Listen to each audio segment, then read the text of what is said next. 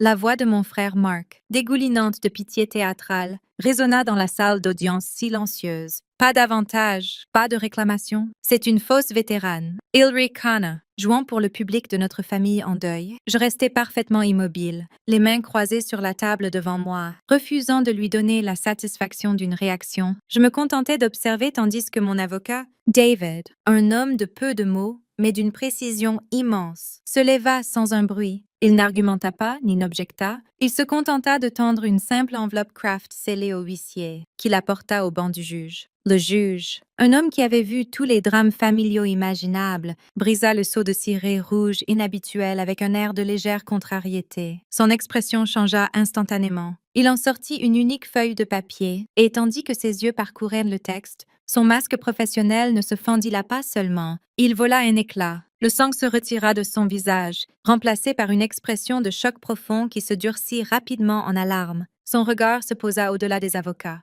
au-delà de ma famille stupéfaite, et se fixa sur les deux officiers de justice armés postés près des lourdes portes en chêne. Sa voix, quand elle sortit, fut un ordre tendu et urgent qui trancha le silence. « Officers !» scellez cette cour immédiatement. Le bruit des verrous s'enclenchant fut un coup sourd assourdissant qui nous enferma. Le ricanement confiant de Mark se dissolut en un masque de peur pure et incompréhensible. Ce dernier clic terrifiant était le résultat d'une décision que j'avais prise 2 mois plus tôt. Debout dans une pièce bondée, emplie du parfum des lys et d'un chagrin discret, c'était le jour de la réception funéraire de mon père, et j'observais mon frère Mark, l'étoile brillante de la famille dont le succès était assez bruyant pour noyer celui de quiconque. Tenir court. Il acceptait les condoléances d'une main tout en vérifiant son téléphone de l'autre. Je me tenais seule, un fantôme au sillage de mon propre père. Un ami de la famille respecté, un colonel de l'armée à la retraite, s'approcha de moi, les yeux emplis d'une sympathie sincère. Avant qu'il ne puisse dire plus que quelques mots, Mark Upperroot, passant un bras lourd sur mon épaule. Il adressa au colonel un petit rire dédaigneux. « Ne vous occupez pas de ma sœur ?» dit-il, sa voix lisse de condescendance. Elle a l'un de ces emplois de bureaux gouvernementaux où ils traquent les agrafes. Nous étions tous si fiers quand elle a dit qu'elle servait, mais je pense que la chose la plus dangereuse qu'elle ait jamais faite est de se couper avec du papier. Les yeux du colonel se tournèrent vers moi. Une question en eux, mais je n'offris qu'un sourire tendu et vide. En cet instant, en voyant Mark m'effacer si facilement, quelque chose en moi devint enfin froid. Mark pensait qu'il racontait juste sa blague préférée. Il n'avait aucune idée qu'il me calomniait officiellement devant un tribunal. Pour comprendre pourquoi l'enveloppe de mon avocat contenait plus de pouvoir que tout l'héritage de mon père, il faut comprendre les 2 vies que je menais. Ma famille me voyait comme une histoire qu'ils avaient écrite eux-mêmes. Un récit de déception discrète. Cela avait commencé quand j'avais soi-disant abandonné un prestigieux programme de doctorat. L'histoire de couverture officielle pour le moment où j'avais été recrutée et avait commencé ma formation. Pour eux, j'avais échoué à décoller, me contentant d'un emploi sûr, ennuyeux et totalement insignifiant en tant qu'analyste politique à Washington, D.C. Ils avaient même un surnom pour moi, un qu'ils pensaient que je n'entendais jamais. Il m'appelait la bibliothécaire, un titre censé capturer ma médiocrité perçue, ma vie passée dans les notes de bas de page calmes et poussiéreuses de l'existence brillante et bruyante de mon frère. Cette perception n'avait jamais été plus claire qu'au dîner de famille, qui était moins sur la famille et plus sur la célébration de Mark. Je me souviens d'une soirée en particulier, juste un an avant que mon père ne décède. Mark annonça qu'il avait conclu un énorme accord immobilier commercial et la pièce explosa. Mon père ouvrit une bouteille de champagne que je savais ridiculement chère, et le bruit du bouchon sautant ressembla au coup de pistolet de départ pour le défilé de louanges. Plus tard, lors d'un rare moment de calme dans la conversation, j'essayais de partager une nouvelle de mon propre chef. Je mentionnais discrètement que j'avais reçu une commendation significative au travail. Ma mère, Carol, une femme dont le monde entier tournait autour de polir parfaitement l'ego de mon frère, me tapota la main avec un sourire placide. « Oh, c'est gentil, ma chérie, dit-elle, sa voix dégoulinante de douceur dédaigneuse. Comme employé du mois, ton frère vient de sécuriser la vieille propriété Henderson. Nous sommes si fiers, employé du mois. » Les mots restèrent suspendus dans l'air, si rabassantes, si parfaitement ciblés. Je ne vis pas le champagne dans la main de mon père. Je vis les 10 années de l'argent est serré qui m'avaient suivi à travers l'université. L'ordinateur portable cassé que j'avais dû remplacer en travaillant 2 emplois. Je vis chacune de mes petites victoires personnelles. Une bourse, un article publié, un record personnel, passé complètement inaperçu, tandis que chaque accomplissement mineur de Mark était accueilli par des applaudissements tonitruants. Je hochai simplement la tête, une froideur familière s'installant au fond de mes entrailles. C'était mon rôle, le public silencieux de la vie de mon frère. J'avais appris il y a longtemps que faire une scène ne ferait qu'empirer les choses. Alors, je restais silencieuse, la bonne fille, la bibliothécaire. Mais mon silence était un mensonge, une couverture soigneusement construite pour un monde qu'il ne pouvait imaginer. Ma vraie vie se déroulait loin de leur dîner festif, dans un endroit sans fenêtre, sans champagne et sans applaudissements. Elle se déroulait dans une installation d'information compartimentée sensible, Auskef, une boîte en béton stérile où le seul son était le bourdonnement constant et bas des serveurs traitant des secrets. Je n'étais pas une analyste politique qui traquait les agrafes. J'étais une officier clandestine pour l'Agence de renseignement de la Défense. Mon travail n'était pas ennuyeux. C'était un poids écrasant constant de responsabilité où une seule erreur pouvait signifier la différence entre la vie et la mort pour des gens dont je ne connaîtrais jamais les noms. Mon superviseur était le général Peterson, un homme qui avait vu des empires s'élever et tomber, et qui n'avait pas de temps pour les bêtises. Je me souviens d'un appel avec lui la même semaine que ce dîner. J'étais en train de fixer un écran d'intelligence de signaux complexes, mon cœur battant un rythme régulier et contrôlé. General, dis-je, ma voix basse et égale. L'asset codé Helios a confirmé que la clé de chiffrement est compromise. Nous devons initier l'opération Blind Harvest immédiatement. La fenêtre se ferme. Il n'y eut aucune hésitation à l'autre bout. Pas de remise en question. Juste une voix calme et autoritaire portant le poids d'une confiance totale. À votre appel, Echo 7, dit-il, utilisant mon indicatif opérationnel. Mon vrai nom, exécuté. Dans ce monde, mon jugement n'était pas seulement valorisé, il était compté dessus. Je n'étais pas la bibliothécaire. J'étais Echo 7, et Echo 7 prenait des décisions qui comptaient. Mon service était un fantôme. Il n'avait aucun dossier officiel, aucune carte VA, aucun défilé d'avantages que mon frère pouvait voir et mesurer. Il était conçu pour être invisible. Mon père, cependant, en avait vu des aperçus. Il n'avait jamais connu les détails, mais il savait les longues absences, les voyages soudains, le poids que je portais et que je ne pouvais jamais expliquer. Et dans son testament, il essaya, à sa manière discrète, de le reconnaître. Le document stipulait que son héritage devait être divisé équitablement, mais il avait ajouté une clause personnelle, une unique phrase qui disait « Je souhaite reconnaître le service discret et invisible de ma fille Anya à notre pays. » Cette unique phrase envoya Mark dans une rage. Ce n'était pas à propos de l'argent, c'était à propos du récit. C'était une fissure inacceptable dans l'histoire qu'il avait si soigneusement maintenue pour nous tous, l'histoire de son succès et de mon échec. Il ne pouvait accepter une version de la réalité où j'avais une vie honorable secrète dont il ne savait rien. C'était une insulte à sa position de centre de l'univers familial, et donc il décida de tout brûler, contestant le testament au motif que j'avais menti, que j'avais manipulé notre père mourant avec des histoires pathétiques de fausse vaillance pour voler ce qui lui revenait de droit.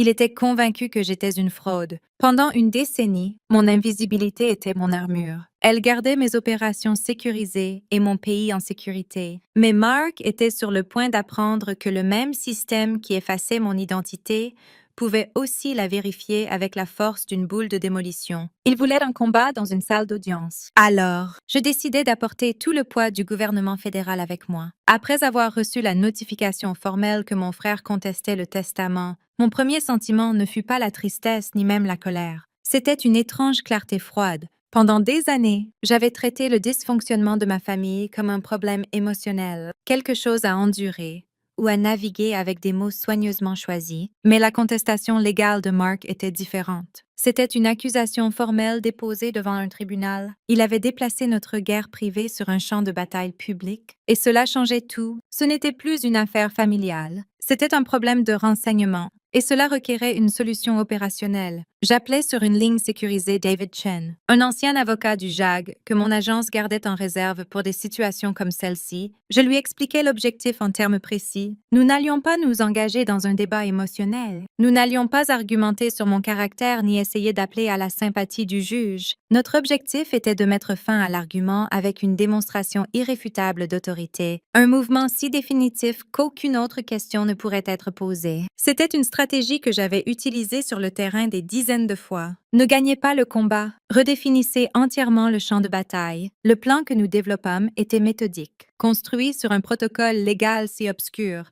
que la plupart des avocats ne savent même pas qu'il existe. La première étape requérait une immense patience. Nous allions laisser Mark présenter son cas. Nous avions besoin qu'il se lève au tribunal sous serment et m'accuse formellement de mentir sur mon service. Son arrogance était l'appât et nous savions qu'il le prendrait. Pendant qu'il préparait ses insultes, je préparais l'arme. Je me connectais à un portail gouvernemental sécurisé et soumis une demande formelle pour une lettre de vérification de service, un document qui ne vient pas du département de la Défense, mais du bureau du directeur du renseignement national lui-même. Ce n'était pas un DD 214 ni un dossier de service. C'était une directive unique, hautement classifiée, adressée à un juge-président spécifique. Elle ne dirait pas ce que je faisais, mais elle confirmerait que je servais dans une capacité que le tribunal était légalement tenu de ne pas questionner. L'étape finale était la livraison. David tiendrait cette enveloppe scellée, attendant le moment parfait. Le document autorisait le juge à être informé de mon statut in camera,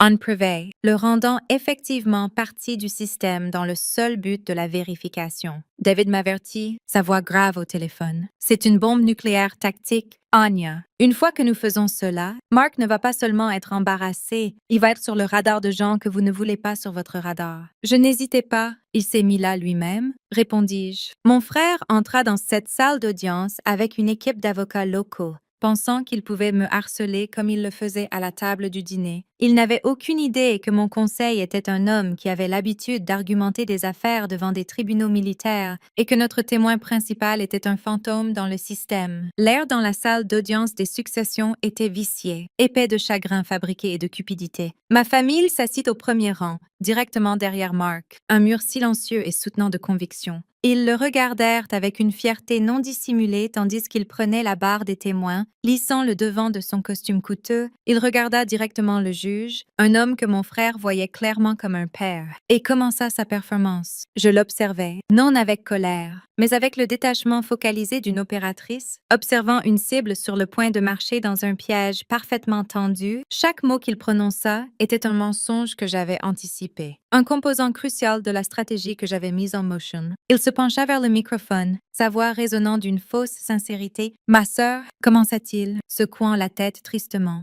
n'a jamais servi. Elle n'a pas de papier de décharge, pas de carte VA, rien. Elle a menti à notre père pour voler mon héritage. » Il posa pour un effet dramatique, laissant son accusation suspendue dans l'air avant de porter le coup final venimeux. « C'est du vol de vaillance, pur et simple. » Les mots étaient censés me détruire, me peindre comme une menteuse et une voleuse de la manière la plus publique possible. Mais tout ce que je ressentis fut une finalité calme et froide. La patte était prise, le piège était déclenché. Tandis que Mark s'asseyait en arrière, suffisant et triomphant, David se leva de sa chaise. Il se déplaça avec un calme délibéré qui semblait aspirer l'air de la pièce. Il s'adressa au juge, sa voix stable et formelle. « Votre honneur, nous avons un document pour l'examen de la cour. Au revoir in camera. » Il posa l'enveloppe Kraft scellée sur le bureau du huissier. Le juge parut contrarié, soupirant comme si c'était juste un autre délai inutile dans son agenda. Il prit l'enveloppe et brisa le seau de cire rouge d'un coup de pouce impatient. Je regardais son visage tandis qu'il sortait la page unique de l'intérieur. Je pouvais presque voir l'entête à travers ses yeux, le show officiel du bureau du directeur du renseignement national. La contrariété du juge s'évapora. Sa posture se redressa, ses yeux s'élargissant tandis qu'il parcourait la page. L'ennui décontracté fut remplacé par une tension rigide et alerte. La couleur se retira de son visage, laissant derrière un masque pâle de choc et de quelque chose d'autre. Quelque chose qui ressemblait à de la peur. Le changement fut si soudain, si absolu que toute la pièce tomba dans le silence. Il leva les yeux, son regard balayant au-delà de moi, au-delà de David, et atterrissant sur les deux officiers armés au fond de la salle d'audience. Sa voix, quand elle vint, n'était plus le bourdonnement d'un bureaucrate ennuyé. Elle était tranchante, tendue et emplie d'une urgence qui commandait une obéissance absolue. Officiers, scellez cette cour. Immédiatement, les lourdes portes en chêne se refermèrent avec un coup sourd assourdissant qui fit sursauter ma mère. Le bruit des verrous glissant en place résonna comme un coup de feu. Le juge pointa un doigt tremblant vers le sténographe de la cour. « Vous n'êtes plus sur le registre maintenant. » Il fixa ensuite son regard sur mon frère, qui était encore figé à la barre des témoins, son ricanement confiant ayant fondu en une expression bouche bée de confusion. La voix du juge était basse, tranchante et dépouillée de toutes les amabilités judiciaires. Monsieur Jensen, commença-t-il, vous êtes un civil qui, dans un témoignage sous serment, a fait des affirmations spécifiques concernant le statut de service d'un employé du gouvernement américain. Le document que je tiens en main confirme que le service de votre sœur est une question de sécurité nationale. Il laissa les mots suspendus dans le silence suffocant, chacun atterrissant comme un coup de marteau. Le visage de Mark passa de confus à terrifié. Vos accusations sans fondement sur un registre fédéral, continua le juge, sa voix se transformant en glace, pourraient constituer une tentative d'exposer publiquement un opérateur gouvernemental protégé. Vous devez rester silencieux. Un marshal américain prendra votre déclaration après que nous ayons conclu. Cette affaire familiale est maintenant une affaire fédérale. Il se tourna ensuite vers moi et, pour la première fois,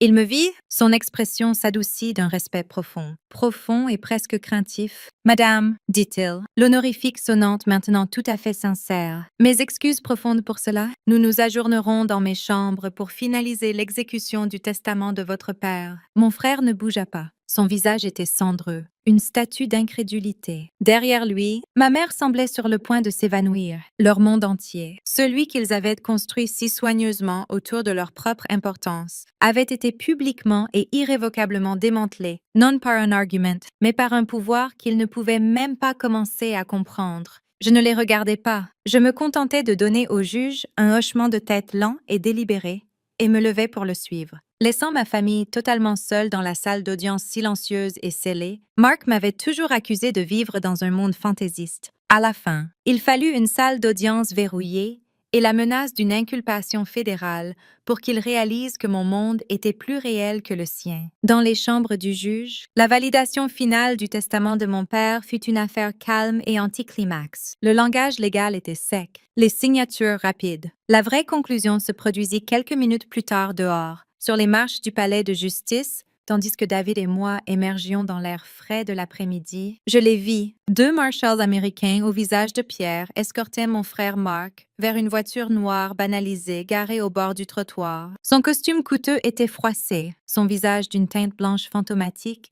Pendant un moment, nos yeux se croisèrent à travers le trottoir. Les siens étaient larges d'une terreur si profonde qu'elle semblait le vider, et en dessous, il y avait une supplication désespérée et enfantine. Il cherchait sa sœur, celle qui était censée arranger les choses. Je soutins son regard. Mon expression indéchiffrable, je ne ressentis rien, ni triomphe, ni pitié, ni même le fantôme de la colère. C'était comme regarder un étranger dont j'avais autrefois lu l'histoire, mais dont je ne me souvenais plus de la fin. La connexion, étirée à l'extrême sur une vie entière de rejet et de mépris, avait enfin rompu. Je donnai un léger tour presque imperceptible de la tête et m'éloignai sans regarder en arrière. Le clic discret de mes talons sur le trottoir était le seul son qui comptait. La guerre était terminée. 6 mois plus tard, je me tenais dans une pièce loin de tout palais de justice, un lieu de silence profond et solennel, connu comme la salle de la vaillance au quartier général de la DIA. C'était une cérémonie de remise de prix interne, un rassemblement classifié de personnes qui, comme moi,